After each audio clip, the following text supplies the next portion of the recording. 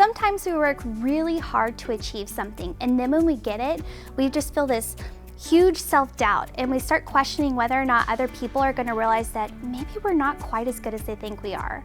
This is called imposter syndrome. Imposter syndrome is whenever we experience huge self-doubt followed by this nervous fear about being outed as a fraud. Have you ever felt that way before? I know I have. Let's check in with Matt and Lee and see what they have to say about imposter syndrome and how to stop the self-doubt and comparison cycle. Lee, I've got no problem telling you this, but I am a gentleman who is now out of his mid-30s and venturing into Don't start, man. my late 30s. And you. Yeah, I know, Poor right? you. But what I found with that is that coming with a little bit more years under my belt, not just in life but in career, there's been career growth, and I know this is common at this stage of life that other people and I know even guys in my circle experience this. We get to we've gotten to a level of in our career, or even just aspects of life, where we feel like this imposter syndrome of like, do I really fit here? Do I belong in this role that I have? And I'm curious to hear from you, how does imposter syndrome play out in everyday life for people? Yeah, no, that's a great question. There are two things I want to really touch in on that. First, in terms of how imposter syndrome would show up in the counseling world, it's really common, okay? I think if we go down that road with most people that come into the counseling office, it is a question at some point, because I think part of what drives the question is whether or not we are good enough. Totally. And that is a common question across the board. Yeah. So I think everyone is kind 100%. of infected by that one, right? But the second thing that you said, I think, is super important, because it's by virtue of you talking with other people that you're able to kind of normalize that with other guys and say, okay, like, hey, then everyone's asking this question, right? And so I just want to take that for a second and again, look in the counseling world and say, I have the benefits in the therapy world of talking to a lot of people, okay? And that means that I see there's a consistent theme of like everyone asking the same question, whereas most of the people that come in aren't talking to other people. So they're thinking that I'm the only one asking this question, right?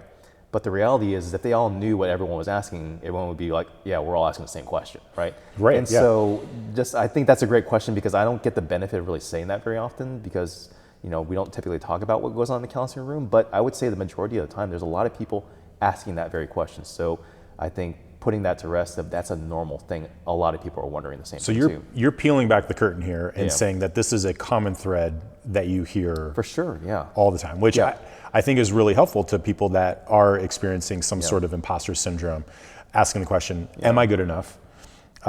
Do I belong? Do I fit? And if everybody else is asking that question, that then becomes really helpful to know that. So if you're in that spot, and it sounds like a lot of people are at different times, how do you address that? Like, how do you answer those questions of being good enough or belonging or fit? Yeah, I think part of the first question is thinking about, like we were talking about before, what the norm is. Because I think everyone's just by nature comparing themselves, benchmarking themselves up against other people. Sure, yeah. And so again, most people don't know that that's what the norm is, that everyone's kind of thinking I'm less than or other people are better. And so I think just getting a better handle on how we measure ourselves up against other people, and that, if I can put it this way, that people around us we don't get to see a lot of the imperfections, right? And we get to see maybe a lot of the facade or the way that people want to present. And so I think if you kind of start to normalize that people are not necessarily sharing their imperfections, and that you yourself are an imperfect person. So if you can just begin to start normalizing across the board that everyone has something going on, that no one has it all together, that no one's rocking it entirely, right? That there's imperfections in every single part of each human's inner life. And so I think integrating that into the understanding, I think, would be really helpful in terms of just getting people to a place where they're not so consumed by this feeling of I'm not good enough or I don't belong. Everyone's broken. Everyone is in some way trying to figure out how to make it in life and make it to the next step, kind of thing. Yeah. So it sounds like you're mentioning a critical piece of that is comparison. Yeah. Because you're looking at, okay, this is what I know about myself, and I'm comparing it to what I'm seeing from everyone else. Yeah. And it sounds like that could be a really tricky spot to put yourself in, whether it's in person in the office, or if it's even on social media, where we're seeing the best that everyone has to offer, and you're comparing it to everything you know about yourself. The pitfall then is making that comparison, Yes, which yeah. becomes extremely Absolutely. easy You to see do. all the perfection of all the world around you and all the imperfection of your own life, and those two don't go well together. You have to be able to kind of balance out that a little bit and say, okay, I'm not as bad as I think I am, and people aren't as great as they think they are, and that's more normal. So we want to be able to remind ourselves of the truth that we're all on this level ground to some degree, that it's not, as you put it, it's not that I'm as bad as I think I am, and that other person or people or whatever aren't as great as I think they are. I think the disparity in people's minds is a lot greater than it really is.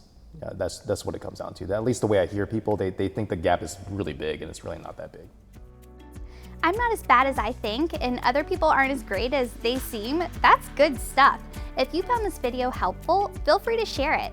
Also, check out the description for more helpful resources, and we'll see you later.